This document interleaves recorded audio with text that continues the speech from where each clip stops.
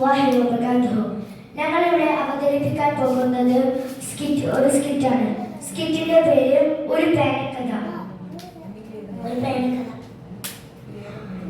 ഇതിൽ മുഹമ്മദ് റസീൻ മോത്തിലാൽ നെഹ്റു ആയിട്ടും മുഹമ്മദ് നഹാൻ സുൽബ്രാനി ആയിട്ടും മുഹമ്മദ് അബാൻ ചാച്ചാജി ആയിട്ടുമാണ് അഭിനയിക്കാൻ പോകുന്നത്.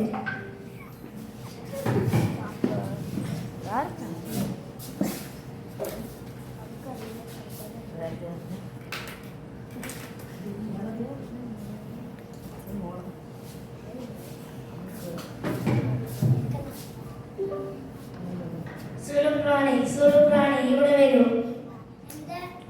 വിളിച്ചു എന്താ കാര്യം?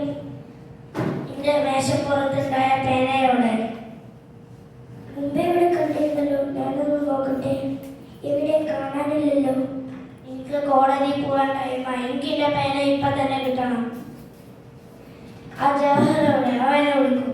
ശരി, അവനെ വിടെ. ഓഹോ, നീ ഇവിടെ വിളിച്ചിരിക്ക. എന്താ കാര്യം? നീ എന്റെ പേന എടുത്തോ? ഇല്ല, ഞാൻ എടുത്തിട്ടില്ല. അച്ഛൻ നിന്റെ പേന നുണ പറയാണ്. നിന്റെ പോക്കറ്റിലുള്ള നിന്റെ പേനയാണല്ലോ. അപ്പോ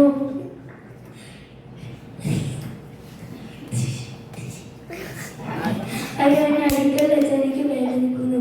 എന്നെ അടിക്കല്ല അച്ഛ. അമ്മ അച്ഛൻ എന്നെ അടിച്ചു, എനിക്ക് വേദനിച്ചു, എന്റെ മേലും മുറി.